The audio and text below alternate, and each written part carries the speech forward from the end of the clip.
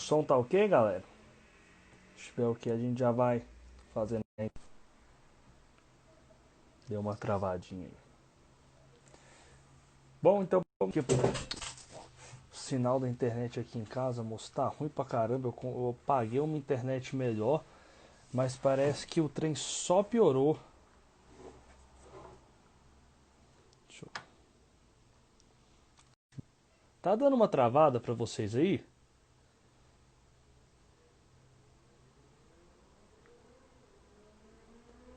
Se tiver aí, me diz se tá dando uma travadinha. Vamos lá, vou fazer o seguinte, se travar de novo, aí eu mudo o lugar que eu tô aqui em casa. Beleza? Vamos lá, galera. Hoje é uma live que o pessoal tá pedindo há muito tempo, que é a live de cistite idiopática. Deixa eu pegar aqui meu guiazinho, que eu faço um guiazinho para não ter risco de esquecer nada, nenhuma informação importante para vocês, né?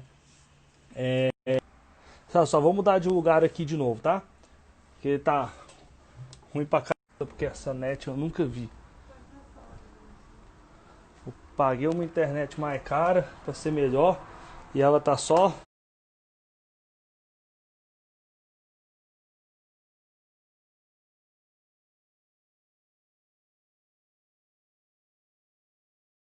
piorando.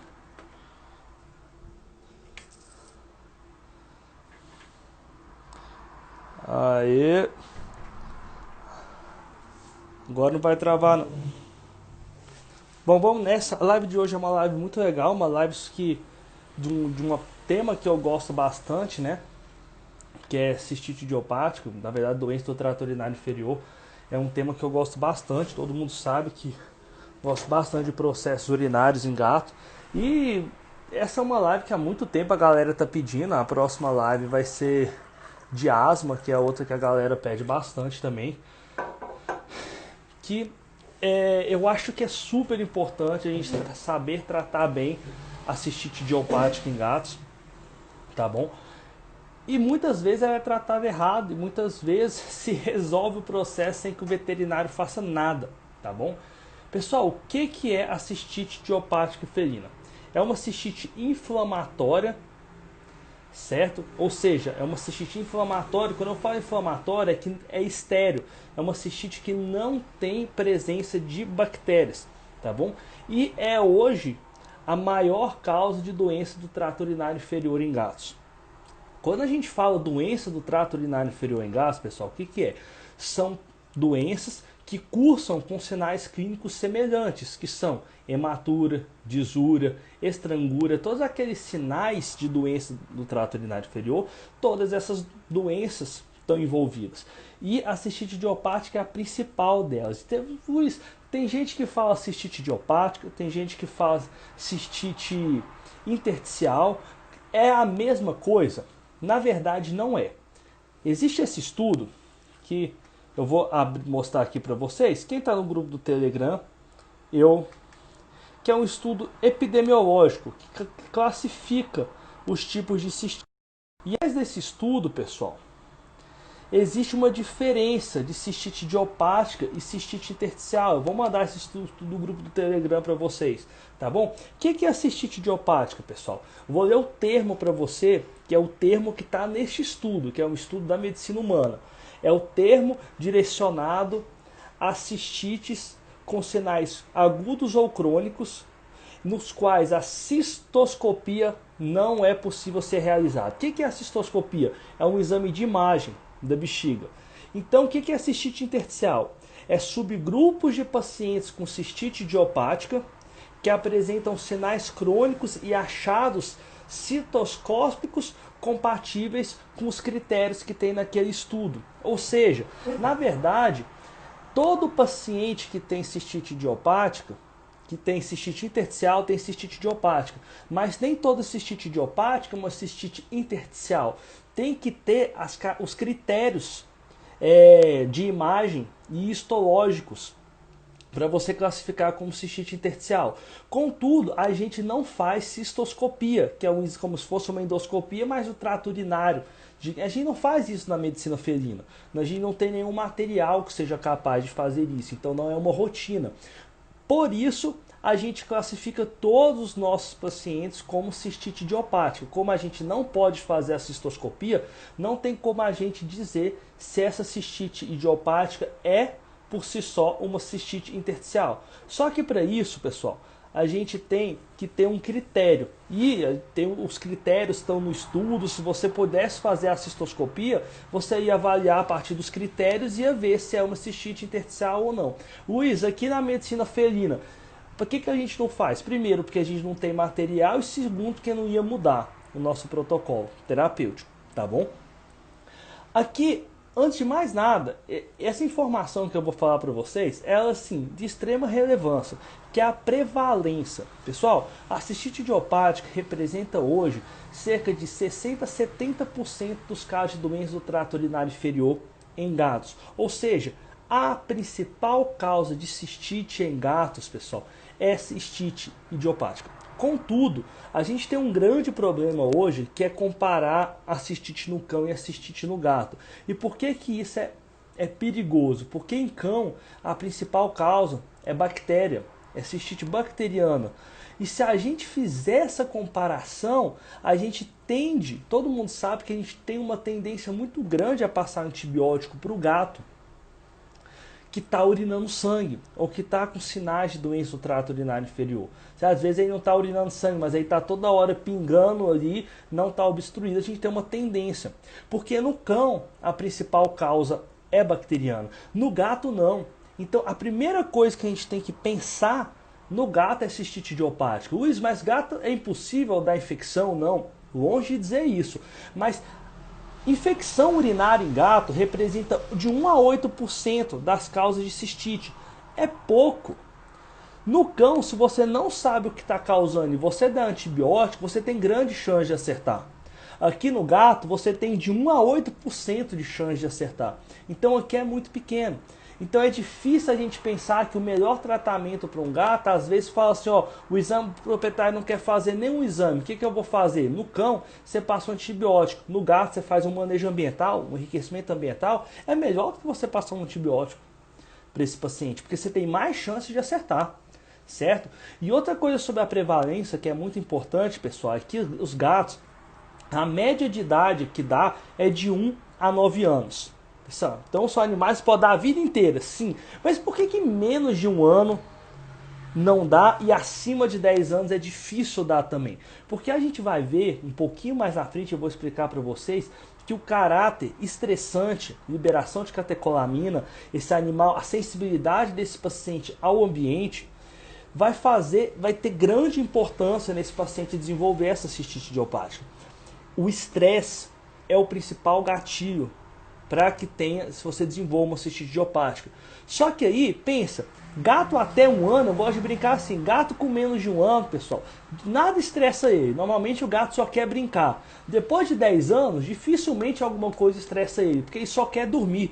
Então por isso que é difícil você dar cistite idiopática em gatos idosos, não quer dizer que seja impossível, mas se gatos idosos ou com menos de 1 ano desenvolverem sinais do trato urinário inferior, já é mais difícil que seja uma cistite idiopática.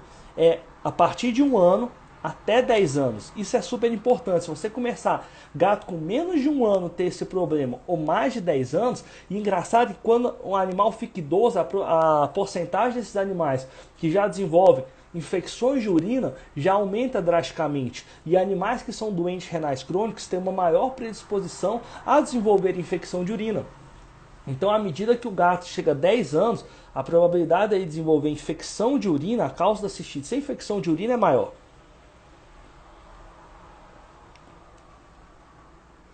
Mas vamos lá. Luiz, qual que é de 1 a 10 anos? Mas a média, tem um estudo aqui que a média é de 1 a 6 anos. Quer dizer, é essa faixa onde você mais vai encontrar gatos com cistite idiopática. Pessoal, quem não faz parte do grupo do Telegram ainda, quando acabar a live, lá no meu feed tem um link. Clica lá e vai para o grupo do Telegram que eu vou mandar esses estudos para vocês. tá bom? Então, olha só, os estudos não mostraram diferença entre raças, ou seja, macho e fêmea não tem nenhuma diferença, e o estilo de vida mostra que os animais que são confinados, eles têm uma maior predisposição a desenvolverem cistite idiopática quando comparado àqueles animais que têm vida livre. Tem que tomar cuidado com outro termo que é o síndrome de Pandora. Eu não posso esquecer de falar isso para vocês. Luiz, é a mesma coisa? Não.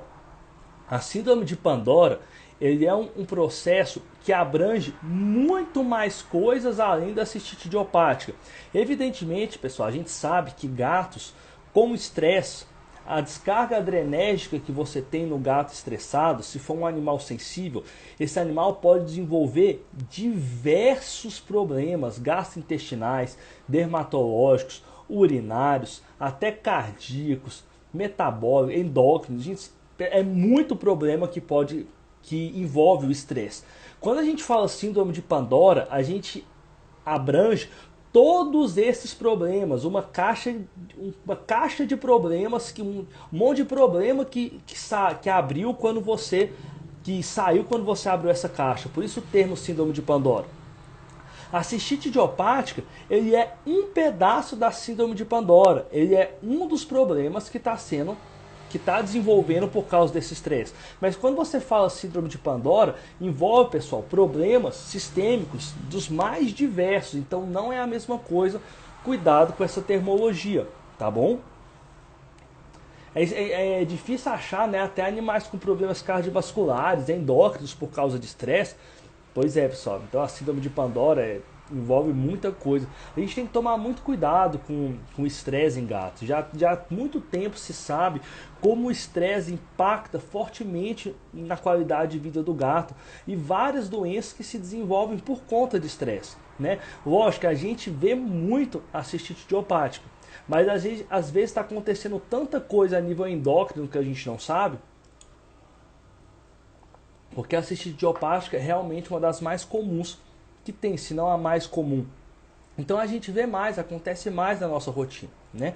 Então, dito isso, eu vou falar para vocês da fisiopatogenia. A gente sempre brinca o seguinte, pessoal, é uma relação direta da bexiga com o sistema nervoso, com o sistema endócrino. Para que você desenvolva uma cistite idiopática, não adianta que você tenha um animal estressado apenas, ou você tem um animal sensível. Existe um pesquisador, deixa eu falar o nome dele, ele chama Buffington. Ele é um pesquisador dessa área de cistite em gatos. Ele falou que para você desenvolver uma cistite idiopática, você precisa ter um animal sensível num ambiente provocador. Ou seja, você tem que ter um animal que seja sensível. E o que é um animal sensível? É um animal que vai ter algumas alterações, que eu vou mostrar para vocês agora quais são essas alterações que predispõem ele a ter este problema. E este animal tem que estar num ambiente provocador. Se ele for sensível e ele não tiver nada que seja um gatilho para isso desenvolver, não tem nada que provoque esse gatilho, então não tem problema. Então esse animal não vai desenvolver cistite idiopática. E você pode ter um animal que esteja num ambiente extremamente provocador. Muitas vezes você pega gatos com um ambiente com 20, 30 outros animais. E esses animais às vezes não desenvolvem cistite idiopática. Por quê? Porque ele não é um animal sensível. Você tem que ser um animal sensível em um ambiente provocador. Então, como que funciona a fisiopatogenia da cistite idiopática? Deixa eu virar aqui, que eu vou ver se eu consigo colocar aqui no slide para vocês. Aqui tem bem resumidinho. Eu vou virar aqui. Tá dando para ver, galera? Alguém me diz aí só nos comentários se ficou ruim ou tá dando para ver. Senão eu leio para vocês.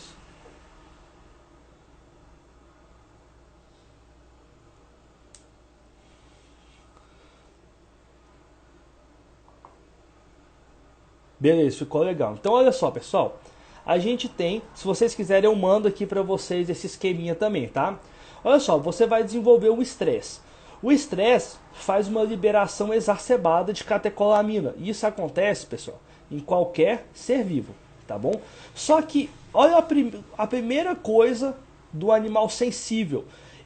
Alguns animais têm diminuição da liberação de cortisol no momento do estresse.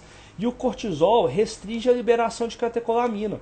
Esse nosso paciente, que ele tem menos liberação de cortisol no momento do estresse, vai ter o quê? Uma liberação muito maior de catecolamina no momento desse estresse. Então, se eu perguntar para vocês, qual que é os 3 fatores que fazem com que o animal seja mais sensível a desenvolver cistite idiopática? O primeiro é diminuição de liberação de cortisol, que exacerba a liberação de catecolamina, certo? O que a catecolamina vai fazer?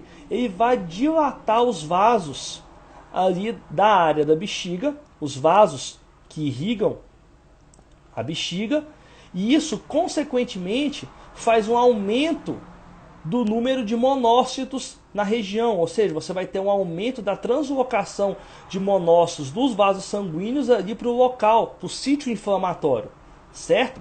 E os gatos que são sensíveis à cistite idiopática em felino, eles possuem maior receptor de substância P. Esses receptores de substância P, pessoal, são os receptores que a catecolamina liga para causar vasodilatação. Então, se você tem uma liberação de catecolamina exacerbada, e aí quando a catecolamina chega no sítio, ali na bexiga, tem mais receptor P, a vasodilatação vai ser o quê? Muito maior do que do animal que não seja sensível. Se vai ter uma vasodilatação muito maior, você vai ter uma translocação muito maior de monócitos para o sítio e um aumento muito maior da permeabilidade epitelial.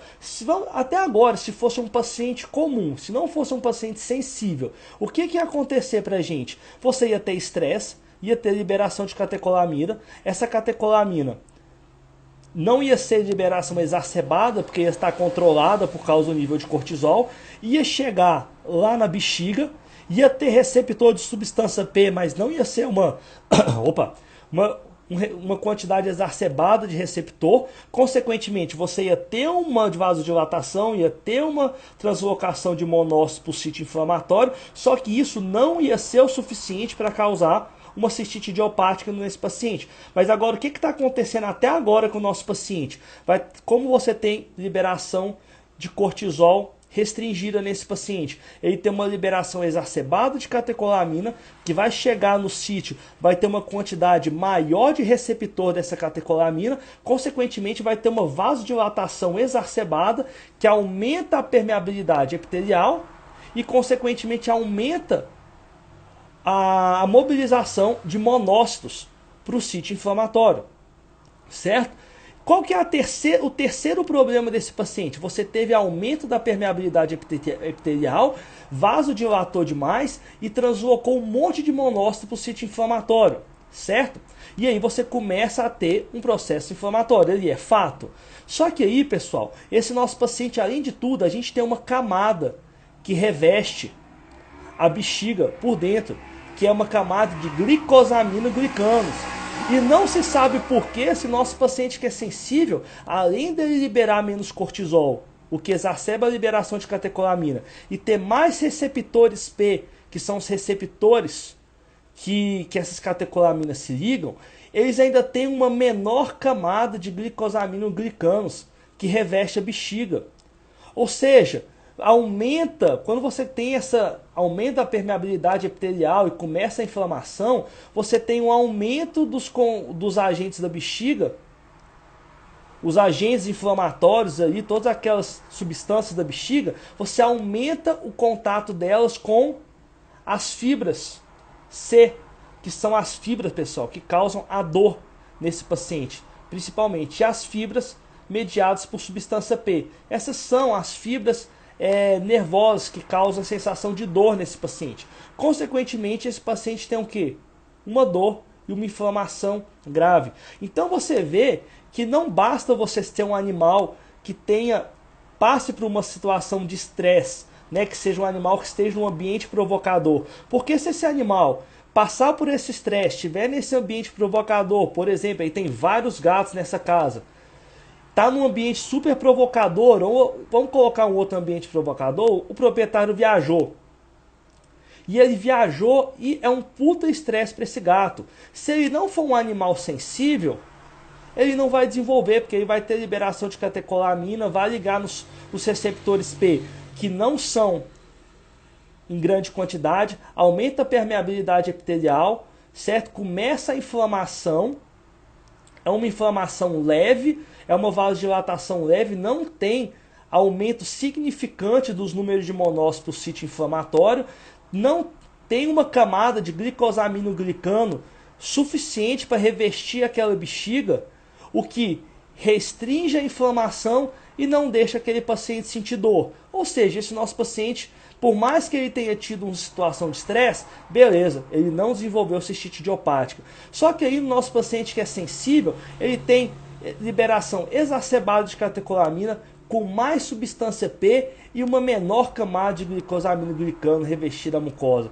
Então esse paciente, ele por si só, ele já é super predisposto a sofrer inflamação. E aí, pessoal, ele começa a sentir dor. E quanto mais ele sente dor, mais ele sente inflamação, mais isso vai virando o quê? Uma bola de neve. Então, essa é a fisiopatogenia do nosso paciente com cistite idiopática felina. Então, isso aqui prova para vocês que não basta ser um paciente estressado. Não basta ser um paciente em um ambiente provocador. Para que ele desenvolva a cistite idiopática, ele tem que ser como esse autor, não sei nem como que fala isso, Buffington, ele fala no estudo dele, você tem que ter um animal sensível em um ambiente provocador. Se você não tiver isso, não adianta. Pode seguir?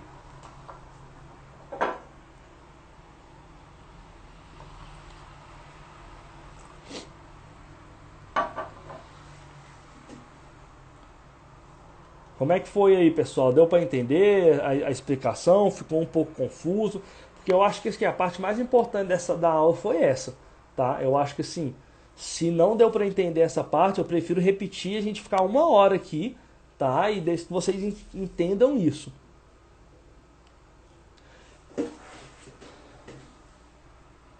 Não, beleza então. Então aí chega nos sinais clínicos do paciente. O sinal clínico do paciente com cistite idiopática, pessoal, não vai ser diferente de nenhum outro paciente que tenha sinais da doença do trato urinário inferior. Então ele tem hematúria, disúria, estrangura, polaciúria, ou seja, é um paciente que vai ter sangue na urina, ele vai toda hora na caixinha de areia tentar urinar e às vezes ele vai lá e só fica pingando. Uma das coisas que é muito interessante é que muitas vezes o paciente vai na caixa de areia, não faz nada.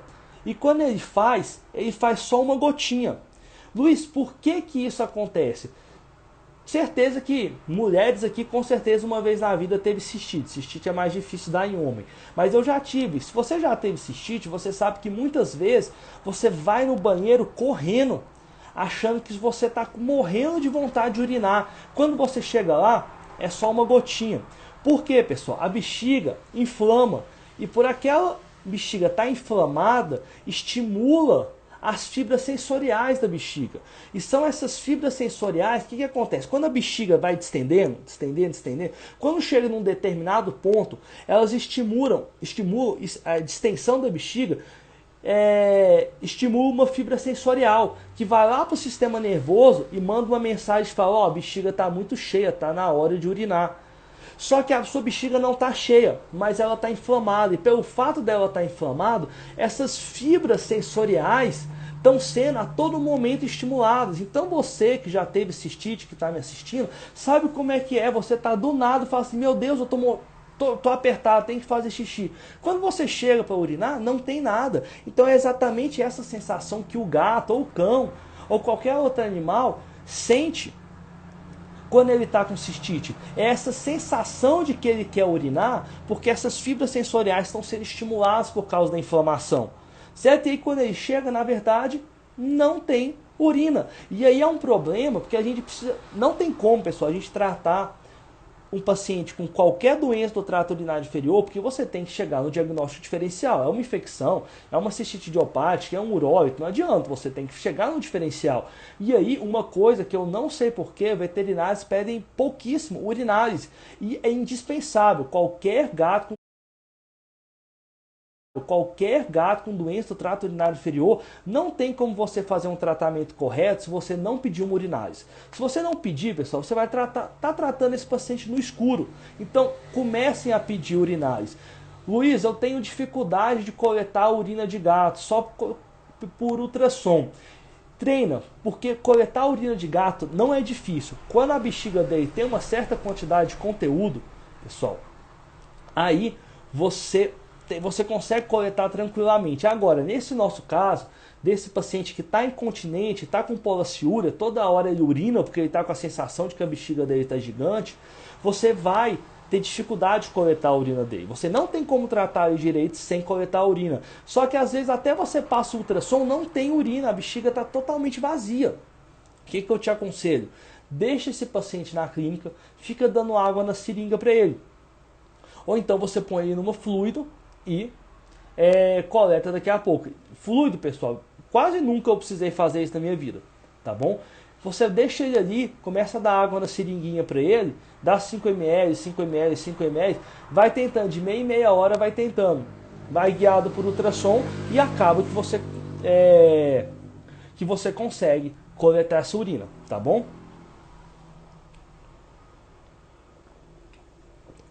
O Vinícius perguntou assim, a bexiga não chega a ficar repleta sem ele conseguir esvaziar? Vinícius, normalmente, esse paciente se a bexiga estiver repleta, normalmente ele está obstruído, porque um dos sinais clássicos do gato com doença do trato urinário inferior é a polaciúria, que é essa micção frequente, toda hora ele fica em micção. Tá bom? Então, normalmente, se você pega esse paciente que está toda hora urinando, toda hora pingando e a bexiga dele está cheia, provavelmente ele está obstruído. Olha que outra pergunta bacana. Pode aparecer cristalúria no EAS? Isso é super interessante. Que, pessoal, todo o processo inflamatório da bexiga, ter inflamação, cai proteína na urina. Se cai proteína na urina, inevitavelmente o pH dessa urina vai se elevar. O pH dessa urina vai se tornar alcalino. E quando você tem um pH alcalino em uma urina, você sempre vai ter precipitação de cristal. E normalmente, essa precipitação de cristal de estruvita, você coleta a urina, tá cheia de cristal de estruvita. Você faz um ultrassom, tá cheio de cristal ali. Só que a grande questão é que está caindo proteína nessa urina a todo momento, por causa da inflamação. Então o pH dessa urina está elevado e isso está fazendo a precipitação. Repete a urinálise depois que você controlar a inflamação. Repete o ultrassom depois que você controlar a inflamação.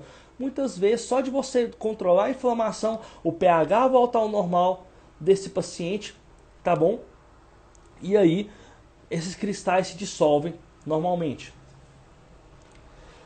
Uma coisa, pessoal, que vocês têm que entender, o pessoal perguntando assim da mitriptilina, a gente vai falar daqui a pouquinho. Repetir do glucosamino-glicano. Vamos lá. Um dos problemas que você tem nesse nosso gato sensível é ele tem uma menor camada de glicosamino-glicano revestindo a bexiga. Então, quando você tem esse processo inflamatório, aumenta o contato das substâncias nocivas que o próprio processo inflamatório gera. E os próprios substâncias nocivas que tem ali na urina mesmo, aumenta o contato dessas substâncias com as fibras ali da bexiga. E isso gera uma dor muito considerável nesse paciente. Tá bom? Tanto, pessoal, que no tratamento, a gente vai ver que uma das partes do tratamento é suplementar esse paciente com glicosamino-glicano. Só que a gente sabe que esse tratamento hoje é considerado placebo. Os estudos não mostraram muito eficácia. A gente vai falar disso daqui a pouco, tá bom?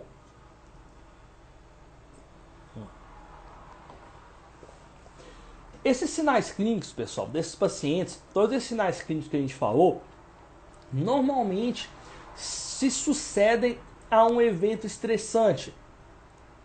Um evento estressante. Vamos falar alguns eventos estressantes que acontecem com certa rotina pra gente. O proprietário viaja. O proprietário deixa o gato em um local, um hotel, por exemplo, ou na casa do amigo, porque ele vai viajar, certo?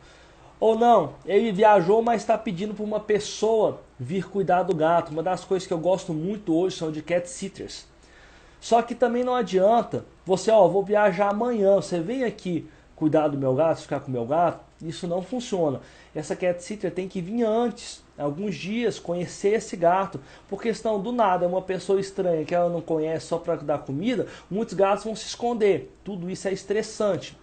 Festa na casa. E coisa que acontece com extrema frequência, que é introdução de novos animais. Tudo isso, pessoal, tudo isso é causa de estresse para um gato. E se esse gato for sensível, desenvolveu uma cistite idiopática. Outra coisa que é interessante que vocês têm que entender, sabe uma coisa que é super gatilho, é super estressante para o gato? Tédio, não ter nada para fazer. Uma casa sem ambiente, com enriquecimento ambiental nenhum. Não tem um brinquedo, não tem nada para o gato subir, nada para ele arranhar, nada para ele fazer.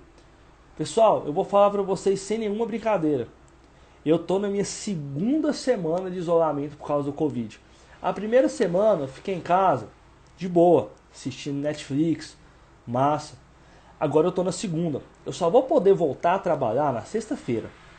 Eu estou ficando doido. Beleza, nos primeiros dias foi tranquilo, assisti um Netflix, assisti um desenho aqui, fazia uma live e tal. Cara, eu tô ficando entediado de só ficar dentro de casa e não ter muitas coisas para fazer. Agora você imagina um gato que fica assim por muito tempo. Então, tédio é um gatilho estressante para um gato. Então, às vezes, quando a gente fala para um tutor, por exemplo, que ele precisa mudar um monte de coisa na casa dele, mas você não passa um antibiótico, aquele tutor fica, opa, como assim? Tá passando analgésico, tá mandando mudar um monte de coisa em casa e um antibiótico. Porque até o tutor tá um pouco acostumado com cão que urina sangue e normalmente recebe um antibiótico. Tá bom? Então, isso é muito complicado, porque outra coisa que é interessante, que a maior parte dos pacientes com cistite idiopática, os sinais são autolimitantes entre 7 e 10 dias, tá bom? O pessoal perguntou se o catnip funciona nesses casos. A questão do catnip, ele é um dos fatores de enriquecimento ambiental, tá bom? Sabe uma coisa que é interessante, que é super gatilho de estresse? Você ter, por exemplo, 3 gatos em casa, uma vasilha de água, uma caixa de areia, tudo isso um manejo de caixas sanitárias e de vasilhas de água e comida errados. Se um desses gatos da casa forem sensíveis, em algum momento eles vão desenvolver cistite idiopática por um manejo simples. Então, quando a gente fala de enriquecimento ambiental, pessoal, para tratar os gatos, envolve muita coisa. Existe uma anatomia de cada casa que a gente tem que corrigir. Cada gato vai viver em um ambiente específico, que às vezes tem brinquedo, mas o manejo de caixas de areia, de água, vasilha de comida está errado. Às vezes a vasilha de água e comida está tudo certo, mas não tem um brinquedo esse gato, não tem um nada para ele fazer, certo? E aí começa a gerar problema. Então não é só o feromônio ou só o brinquedo, então envolve muita coisa. Eu falo que esse tipo de consulta, pessoal, demora muito, porque você tem que fazer um raio-x do ambiente que esse gato mora. Porque você tem que corrigir esse ambiente. Porque olha só que interessante, a maior parte desses pacientes, a maior parte, pessoal, não são todos, os sinais são autolimitantes em 7 a 10 dias. Só que 50% desses pacientes vão ter reincidência em até 1 ano. Ou seja, tranquilo, daqui 7 a 10 dias, se você não fizer nada, muitos desses gatos melhoram. Só que daqui a poucos meses ele vai começar a desenvolver de novo. E daqui a poucos meses pode ser autolimitante de novo, mas pode ser grave. Se for um macho, pode obstruir. E sabe qual que é o maior problema? É o antibiótico aqui. Normalmente, a gente passa antibiótico, em gato tem que ser 14 dias de antibiótico. Normalmente a gente passa antibiótico 7 a 10 dias, não é? E aí, a cistite idiopática é autolimitante entre 7 e 10 dias. Compreende? Então a pessoa vai e passa um antibiótico para o gato, às vezes nem faz o exame de urina. Só que aí, o gato, daqui 7 dias, ele melhora. Mas ele melhora porque você passou antibiótico? Não, ele melhora porque foi autolimitante o processo mesmo. Se não for um dos processos autolimitantes, daqui 7 a 10 dias não vai melhorar. Pessoal, tem animais que é tão grave os sinais que chega a formar coágulo na bexiga, que você tem que fazer cistotomia e tirar. Tá bom? De tão exacerbado que é o processo. Mas se não for um processo grave, de 7 até 10 dias vai ser autolimitante, que é mais ou menos o tempo que você passa antibiótico lá para um cachorro. E aí, daqui 7 dias melhorou exatamente quando está acabando o antibiótico. Aí você fala assim, pô, melhorou por quê? Porque eu dei antibiótico. Só que aí, daqui você não melhora o manejo, não melhora o ambiente desse paciente. Só que aí daqui 2 meses, o que vai acontecer? Não melhorou o ambiente, não melhorou o gatilho provocador desse paciente, certo? E aí daqui poucos meses ele desenvolve de novo. Aí ele vai ligar pro veterinário, ou às vezes ele nem liga pro veterinário. O que ele pensa? Nossa, há 2 meses atrás ele teve a mesma coisa. O que ele deu? Passou um antibiótico. O que eu vou fazer agora? Vou dar antibiótico de novo. E aí, às vezes, melhora de novo. E isso vai virando uma bola de neve. Até que chega no ponto que quando o paciente realmente tem uma cistite bacteriana, foi feita uma seleção e cresce uma bactéria super resistente na bexiga dele. Por isso que eu sou totalmente contra. Daqui 2 meses desenvolveu de novo. Tem que fazer exame de urina de novo, pessoal. O exame de urina de um paciente que tem cistite idiopática é uma cistite totalmente inflamatória. Não tem nenhum sinal de infecção nessa bexiga. Só que você tem que descartar a segunda causa mais comum de cistite em gatos, que é urolitíase. Então, como que a gente diagnostica cistite idiopática?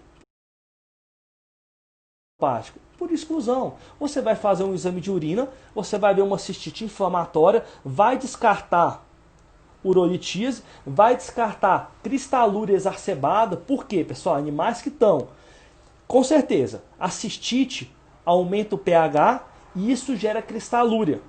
Só que a cristalúria por si só, quando ela está em uma forma exacerbada, ela causa sinais de doença do trato urinário inferior. Às vezes pacientes que comem rações de péssima qualidade, só qual que é o problema? Sistema urinário e ração de qualidade ruim, não vou falar nomes. Elas elevam o pH.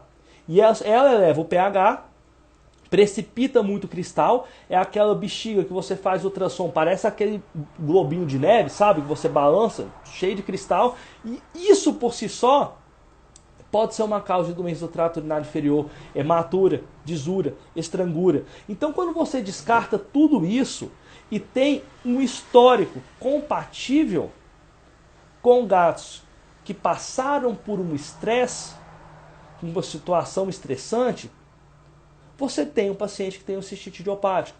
Então, é por exclusão, certo? E uma boa anamnese, uma boa clínica desse paciente. Pessoal, não adianta você tentar pegar um paciente desse sem ter um raio... Opa, deu uma travada aqui.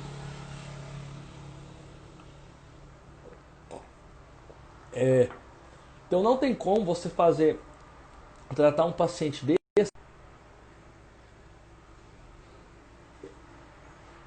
Calma aí.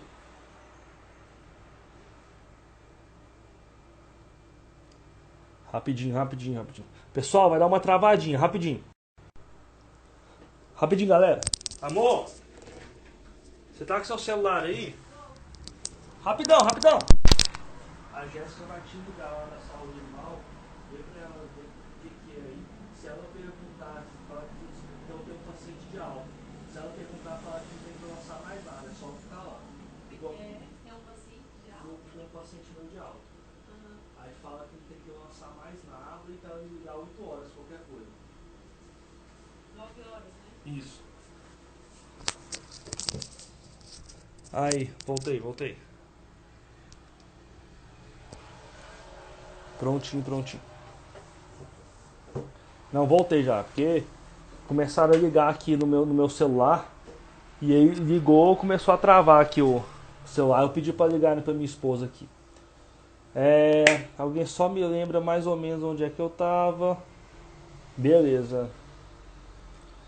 Pessoal, gatos machos, quando sofrem qualquer tipo de doença do trato urinário inferior, tem chance de obstruir. Então, qual que é o grande problema que eu vejo? Eu vou mostrar a foto de uns exames aqui para vocês, tá? Para vocês verem aqui que é a característica de um gato com doença do trato urinário inferior. Um gato com cistite idiopática. Vamos aqui. Eles podem apresentar azotemia pós-renal. Se ele apresentar azotemia pós-renal é porque ele está obstruído.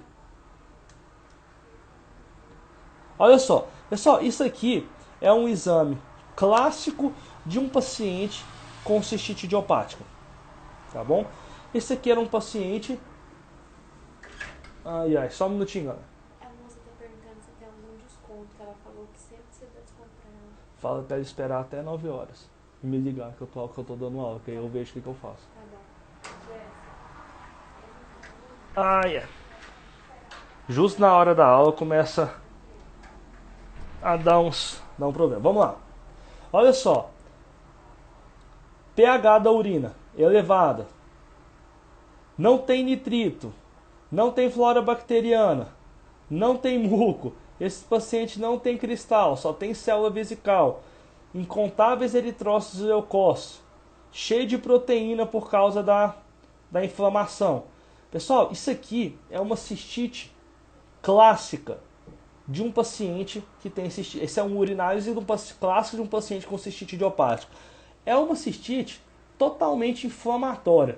Agora, olha só, pega a diferença. Olha só esse paciente. Incontáveis eritrócitos e leucócitos. Então aqui a gente sabe que a gente tem inflamação. Muco, presente, flora bacteriana, exacerbata, nitrito, positivo. Pessoal, isso aqui é um paciente com infecção de urina. Tá bom? Aqui é diferente. Isso aqui não adianta. Alguns laboratórios nem colocam aqui mais essa flora bacteriana. Porque muitas vezes colocam assim, flora bacteriana leve. E o veterinário não sabe o que é que está acontecendo com o paciente. O que ele faz? Dá antibiótico. E às vezes não precisa. Então alguns está de cabeça para baixo.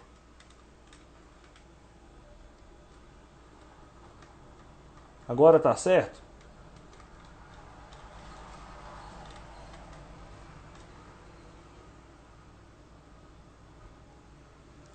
Ficou certo agora aí, galera? Deixa eu ver se eu tenho mais algum exame de urina. Não, tem só esses dois aqui nesse slide. Então, olha só, isso aqui é interessante. Gente.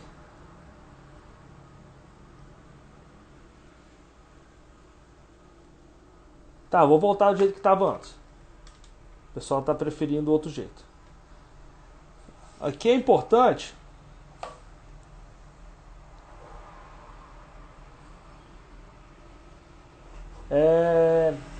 Saca só. Isso aqui é interessante a gente ver aqui. É difícil porque aí os comentários estão aparecendo aqui de lado, tá subindo assim, tá de lado, eu tenho que virar a cabeça para ler o que vocês estão falando. Olha só o que é interessante. Ambiente. Lembra que eu falei para vocês o questionário raio-x? Você tem que fazer um raio-x do ambiente, então você tem que saber tudo. Como é o ambiente, quantas caixas de areia, quantas caixas vazias de água, comida, quantos gatos tem na casa, alimentação, o que eles comem? Eles comem ração boa, eles comem ração ruim, ração que usa proteína de origem vegetal, que aumenta o pH da urina. Como que é a rotina desse gato? Ele brinca, o proprietário brinca com esse paciente ou não? Outra coisa que é comum acontecer é a alopecia ventral. Esse abdômen, esse animal às vezes está com uma alopecia na região ventral do abdômen e às vezes vai para o dermato. Mas às vezes, o que acontece? Ele está sentindo dor ali na bexiga e ele lambe o abdômen. por causa dessa dor, certo? Dor na palpação vesical, e é muito comum, pessoal, esse paciente, além de lamber muito a região ventral do abdômen, ele também tende a lamber muita região genital. O macho, por exemplo, lambe bastante, tá? O pênis. Então aqui na urinase, o que você encontra? Proteinúria, cristalúria, certo?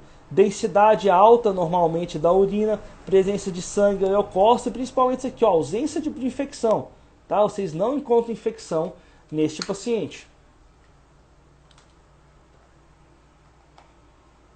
Oh, uma loucura aí de vira o celular. Vamos lá. Coleta de urina é indispensável. Já falei para vocês, tá? Mas quando que vocês têm que pedir direto uma cultura e antibiograma? Se você pega uma urinase, que é característica de animal com infecção, a gente manda para cultura. Mas nem sempre. Às vezes a gente precisa pedir a cultura direto. Quais são os animais que já é indicativo você pedir cultura direta? Direto para esse paciente. Já coleta a urina e já coleta para cultura. Animais que já são predispostos a ter infecção de urina. O que são? Animais acima de 10 anos, animais que foram penectomizados, porque esses pacientes penectomizados, eles têm uma probabilidade altíssima de ter infecção de urina, então é bom você já mandar direto para cultura. Animais que têm doença renal crônica ou são diabéticos, têm maior predisposição a desenvolver infecção de urina, e animais retrovírus positivos. Esses pacientes, quando desenvolvem doença do trato urinário inferior, já é importante você coletar, já mandar fazer urinase e mandar fazer a cultura direto desse paciente, porque são pacientes que têm uma maior predisposição a desenvolver infecção de urina, tá bom? Ultrassonografia, pessoal, você tem que saber fazer, porque a segunda causa mais comum é urólitos. Então é bom você fazer uma ultrassonografia ou um raio-x para procurar urólitos, mas ultrassonografia é bom porque você avalia espessamento da bexiga, se tem coágulo dentro, por exemplo. Pessoal, eu falei, tem situações que você tem que fazer cistotomia para remover o excesso de coágulo que esse paciente tem. Tá bom? Tratamento, pessoal. Primeira coisa, tratamento ambiental. Depois que você fez um raio-x desse paciente, como é a vida que esse paciente tem, o ambiente que ele vive, você vai ter que modificar. E modificar, pessoal, não é modificar pelo que o livro fala que você tem que fazer. Você tem que fazer o que é mais próximo do ideal. Por exemplo, a literatura diz que a quantidade de caixa de areia que você precisa é de número de gatos mais um. Por exemplo, se tem 2 gatos, você precisa de 3 caixas de areia. Mas a gente sabe, vamos supor, um animal que tem uma casa que tem 3 gatos, é de 4 caixas de areia. Essas caixas não podem ficar uma do lado da outra. Se é uma pessoa que mora num apartamento de 40 metros quadrados, amigo, não adianta, é impossível. Não tem espaço para ele colocar 4 caixas de areia. Então a gente sabe que a gente precisa fazer o mais próximo do ideal. Talvez se algumas pessoas do mundo felino me ouvem falando isso, podem até me julgar, porque tem muita gente que fala assim, e até eu concordo em certas partes. Se você não tem condições de cuidar de 4 gatos, não tenha 4 gatos. Então, se você tem 4 gatos, você precisa ter 5 caixas de areia. Se você não tem condição, então não tenha 4 gatos. Eu até concordo em partes com isso. Mas a gente sabe que gato é um bicho encantador. E muitas vezes a gente pega, a gente não quer mais pegar. Já falou, ó, aquele último foi o último. Aí aparece outro, você tá andando, tá andando na rua de boa, aparece um, senta na sua frente e faz meh. E aí, amigo, isso já te encanta. A gente sabe que quem gosta de gato, gosta de gato. Então, a Andréia falou exatamente o que eu ia falar. Existe o correto e existe o possível. Uma vez que a pessoa tem 4 gatos, não tem espaço para colocar 5 de caixa de areia, você tem 2 opções. Ou você fala para a pessoa, ó, o certo é isso, mas vamos fazer o mais próximo do ideal, beleza. Ou então, você vai falar para a pessoa assim, ó, se você só consegue ter 2 caixas de areia, então se livra de 3 gatos, você vai ficar só com um. Você não vai fazer isso. Então você tem que falar para a pessoa, vocês têm que fazer uma estratégia lá para fazer o mais próximo do possível. Se ele tem 3 gatos, só tem como ter 2 caixas de areia, então como que vocês podem fazer? Aumenta consideravelmente a quantidade de vezes que esse tutor vai limpar essas caixas de areia. Então a gente tem que dançar conforme a música. É lógico, Se a pessoa conseguir fazer um jeito de colocar 5 caixas de areia espalhadas pela casa dela, beleza. Então vamos fazer. Se ela falar para você, Luiz, eu não consigo, então beleza, vamos fazer o mais próximo do ideal. O ideal é como? Você tem 4 gatos, dá para colocar 2 caixas de areia, então o que a gente vai fazer? Então a gente tem que trabalhar em cima disso. Você não vai falar para a pessoa, se livra dos gatos. Não dá para fazer isso. E muita gente acha que é assim, né? Eu falo, pessoal, porque eu falo que minha casa é pequenininha.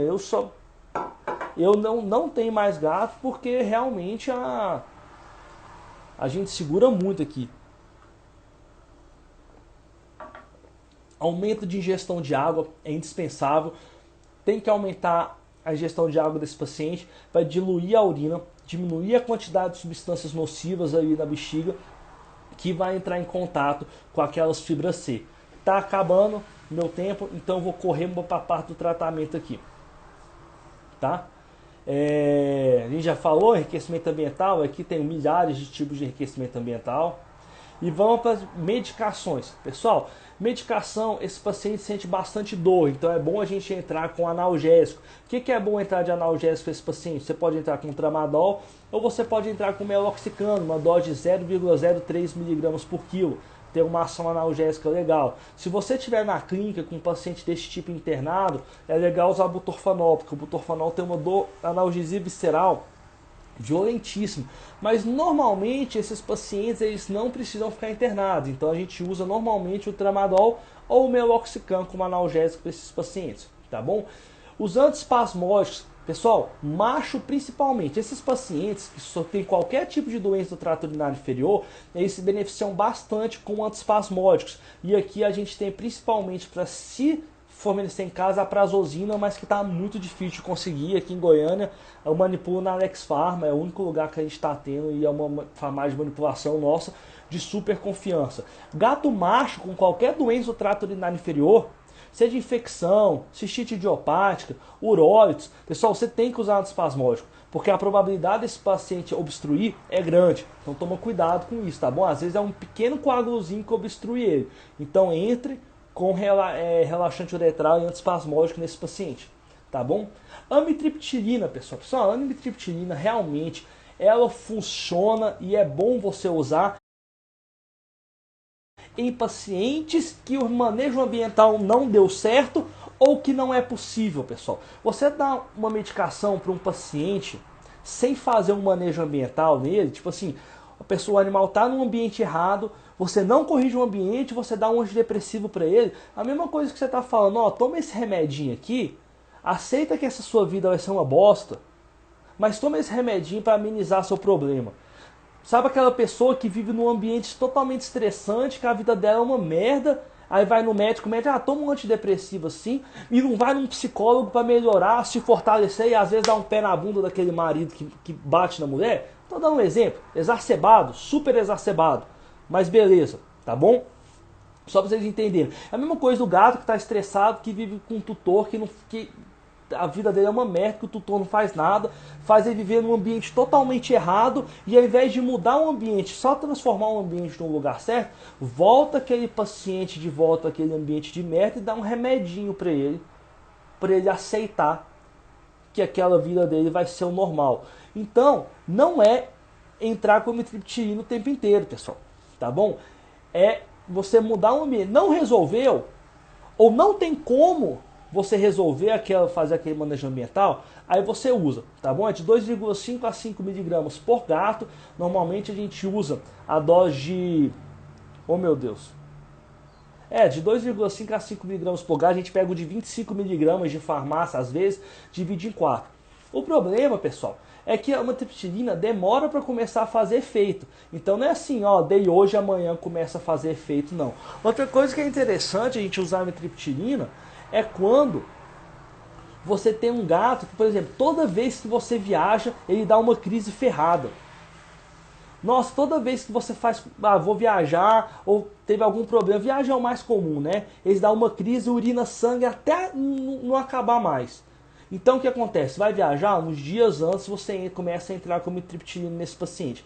A gente faz o tratamento, pessoal, por no mínimo 30 dias. Tá bom? Quando você vai usar a amitriptilina. Hoje a amitriptilina é o de eleição para esse caso, esse cistite idiopática. Contudo, virou uma moda, né, de dar amitriptilina para gatos que estão com cistite idiopática.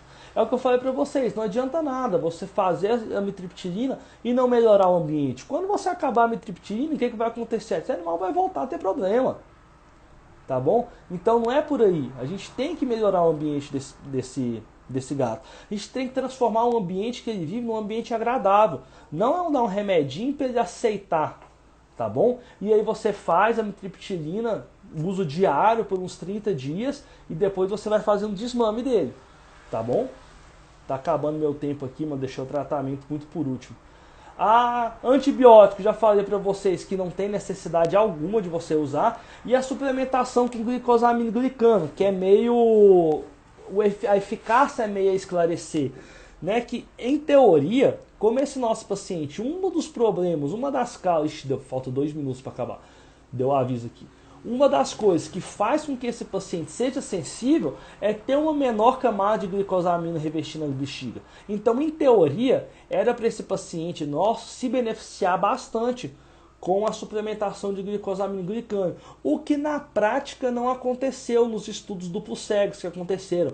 Ou seja, não melhorou quando você fez os estudos, o grupo que não usou o grupo que não usou a suplementação teve o mesmo resultado em termos de recuperação do grupo que usou, tá bom? Então, hoje em dia, a eficácia da suplementação com glicosaminoglicano é muito a esclarecer. A prazosina, por quanto tempo? Enquanto persistir a inflamação desse paciente.